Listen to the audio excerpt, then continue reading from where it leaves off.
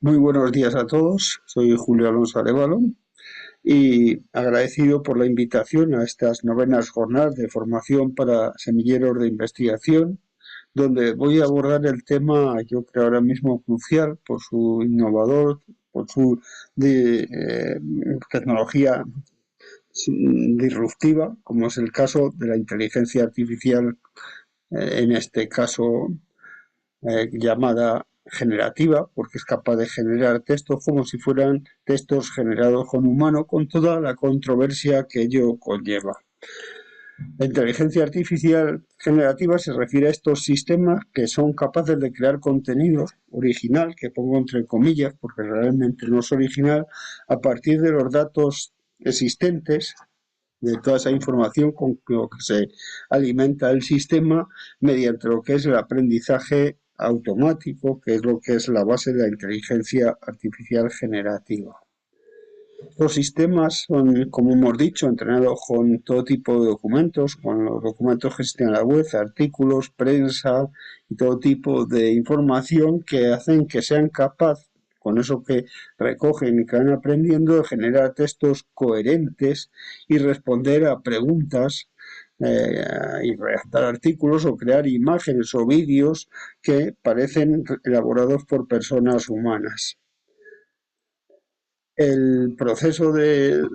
lo que se llama inteligencia artificial generativa surge fundamentalmente con la herramienta de OpenAI, que es una empresa que se dedica a la informática, llamada ChatGPT, que permite, pues eso, generar artículos, reducir el tiempo de escritura y mejorar la coherencia del texto. Podemos subir un texto y decir que nos lo corrija, por ejemplo, o que nos lo escriba lo mejor posible porque se ha entrenado con tanta información que es capaz de hacer todas estas tareas.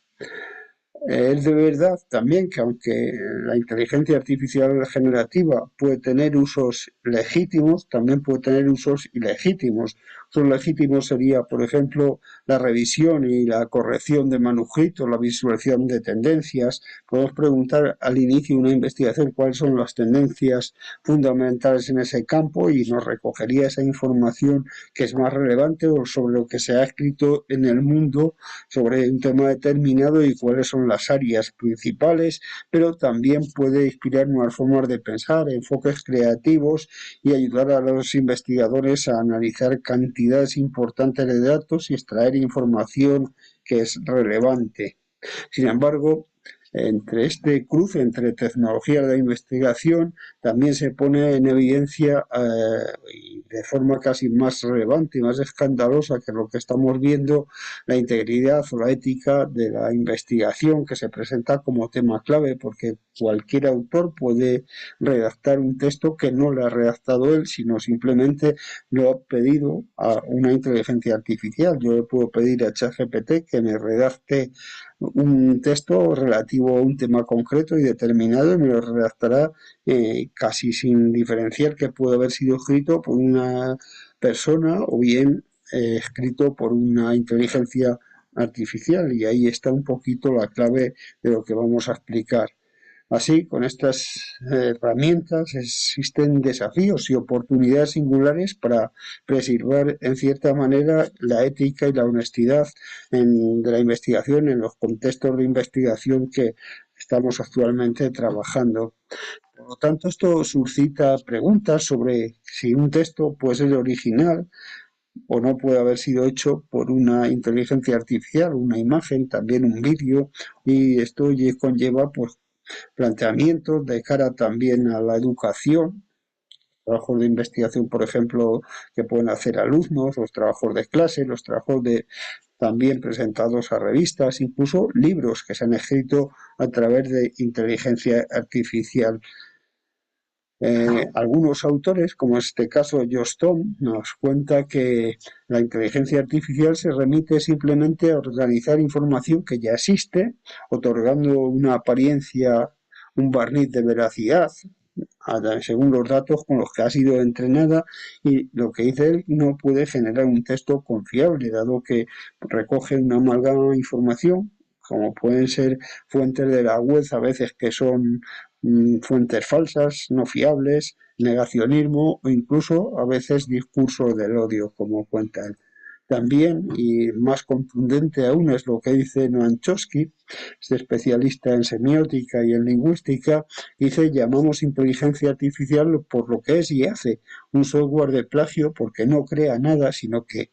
copia obras existentes de artistas existentes, alterándolo lo suficiente como para escapar de las leyes de derecho de autor, y añade que es el robo de la propiedad intelectual más grande jamás registrado desde que los colonos europeos llegaron a tierras nativas americanas. Pero aparte de esto, estos modelos pueden producir contenido incorrecto o inexacto, escrito perfectamente bien, con referencias falsas. Cuando le pedimos información sobre un tema, incluso es capaz de hacer eso que llamamos alucinaciones, que nos da datos que podrían ser, pero que no son, porque el sistema intenta forzar. Si yo le pido, por ejemplo, una biografía sobre determinado tema, las primeras referencias que nos suele dar suelen ser bastante precisas, bastante importantes, y luego también es capaz de escribir cosas de autores que no han escrito sobre ese tema o que no han escrito ese tema, y títulos que no existen, pero que sí pudieran haber existido. Esa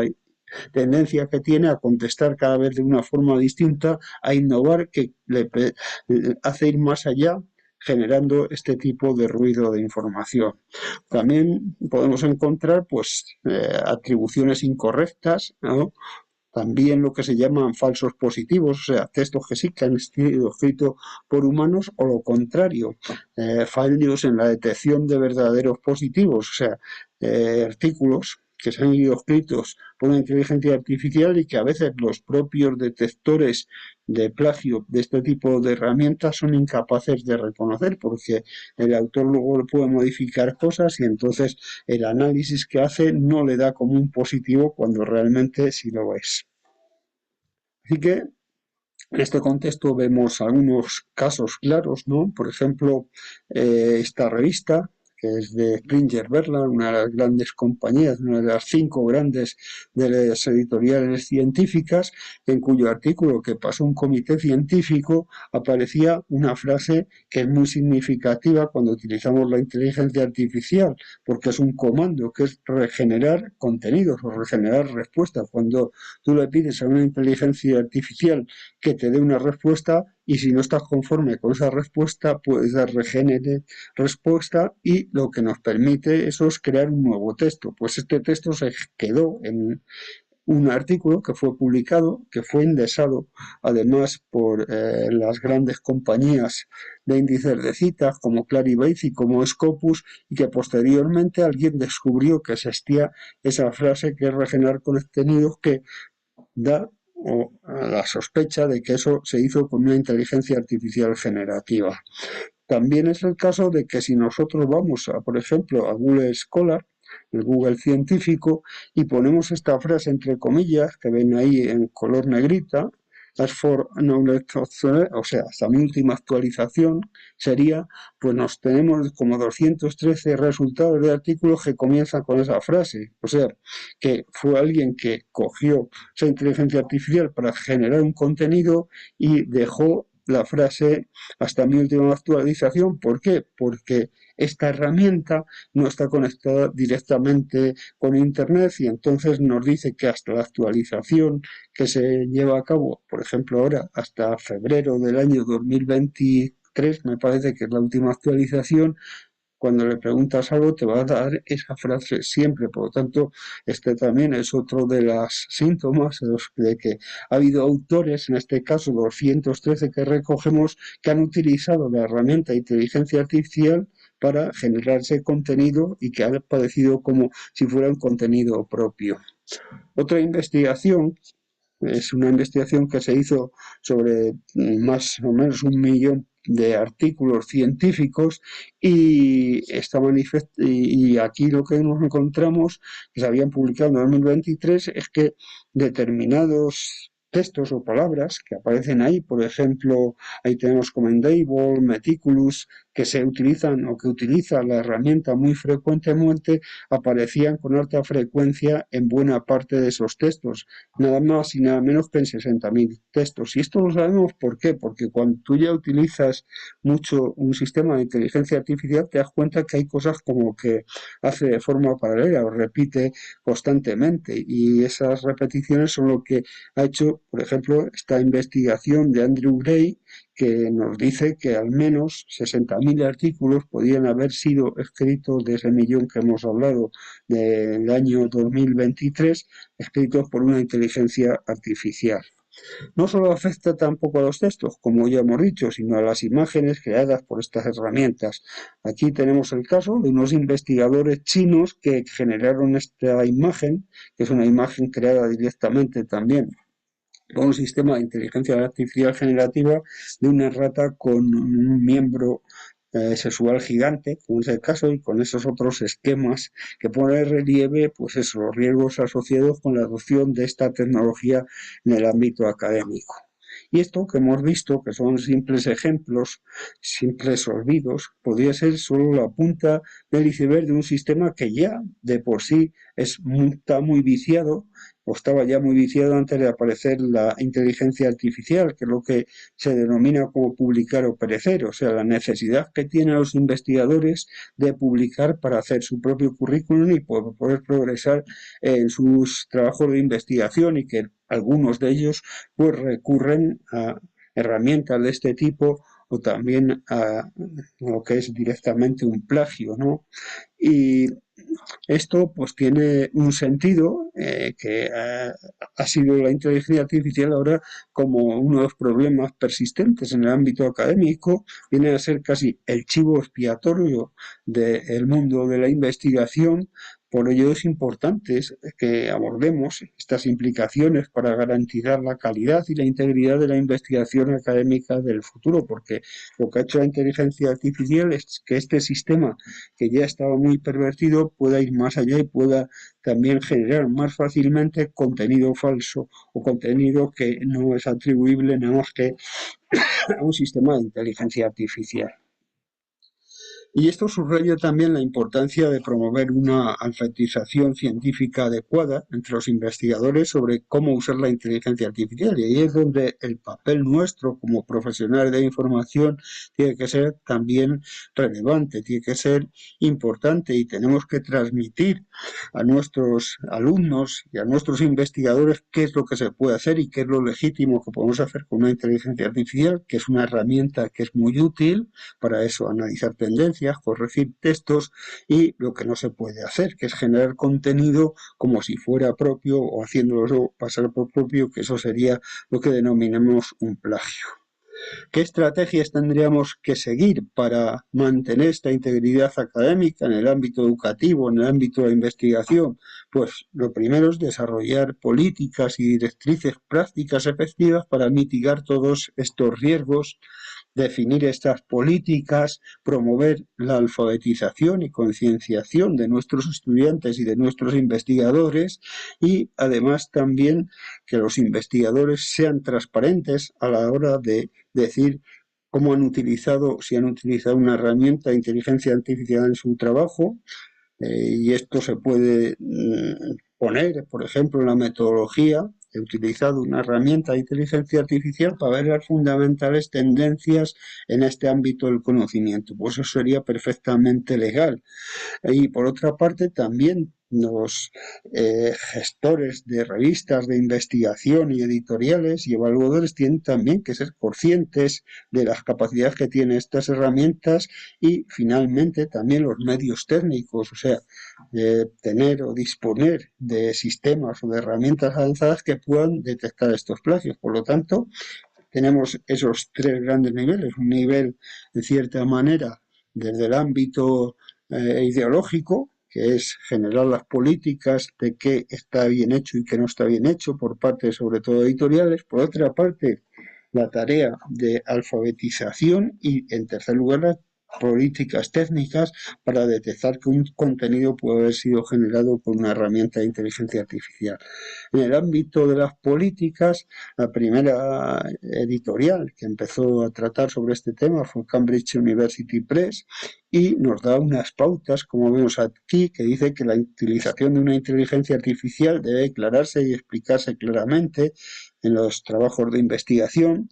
que la IA no cumple con requisitos de autoría, o sea, no puede ser autor de ningún texto, una herramienta de inteligencia artificial, porque vemos textos incluso en los que aparece,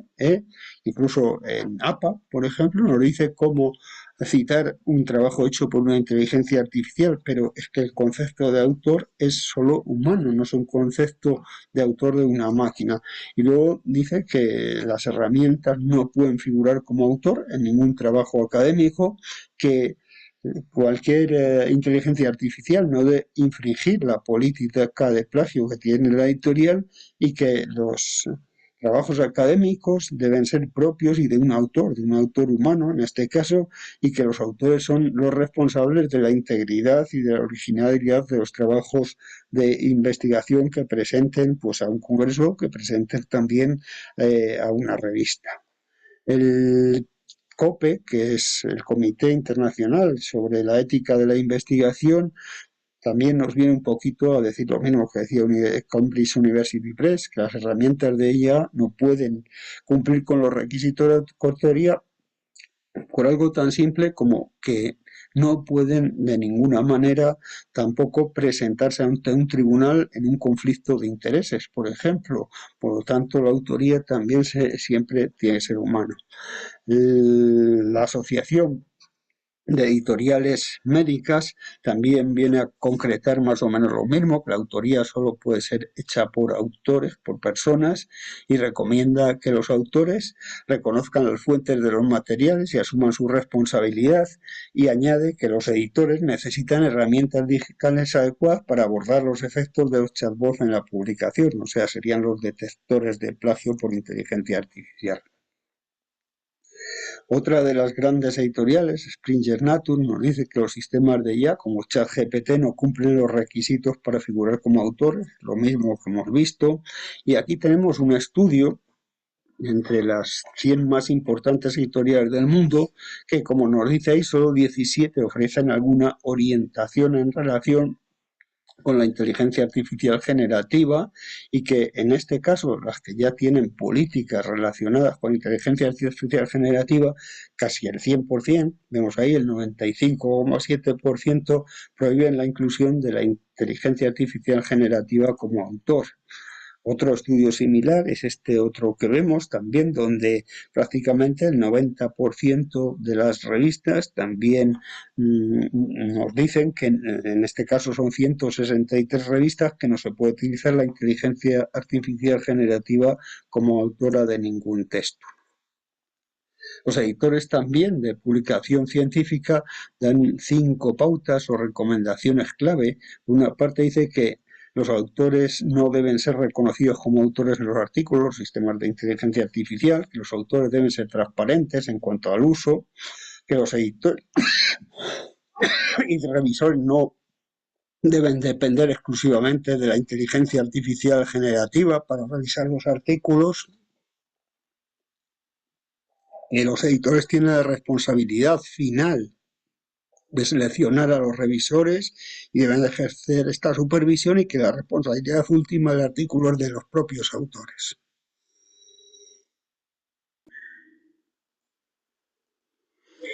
En el caso de España, por ejemplo, de mi país,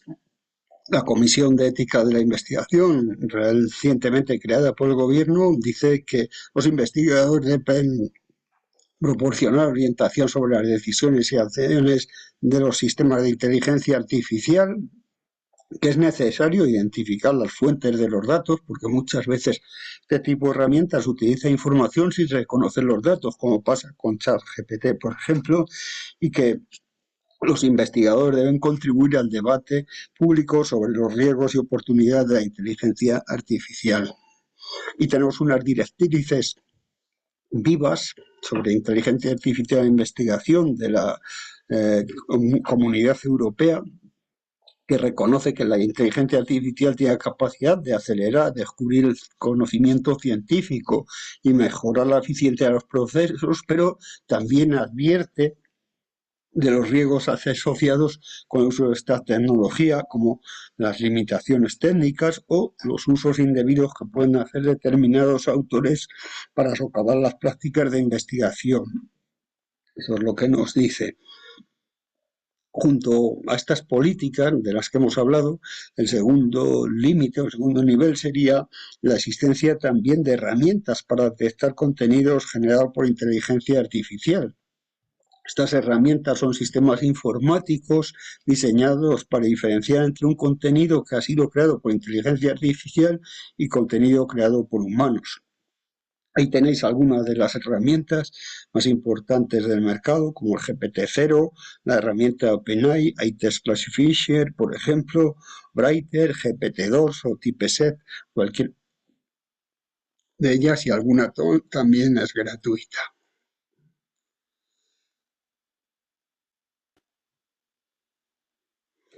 ¿Cómo funcionan estas herramientas? Pues estas herramientas, normalmente cuando le subimos un texto que sospechamos pueda ser o pueda haya sido generado con inteligencia artificial generativa, son capaces de decir si ese texto ha sido principalmente realizado por una inteligencia artificial o en qué parte ha sido realizado por humano o por una inteligencia artificial. Funciona a través de un análisis aritmético que utiliza diversas métricas de los algoritmos, como frecuencia, longitud de las oraciones, la estructura lingüística y otra parte un aprendizaje profundo, o sea, aprende a identificar patrones y características en el contenido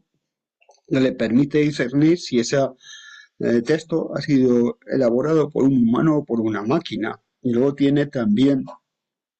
otras características que es lo que se llama dispersión lingüística natural. O sea, esa táctica comprende el consumo de procedimientos como el escrutinio del sentimiento que conlleva esa investigación.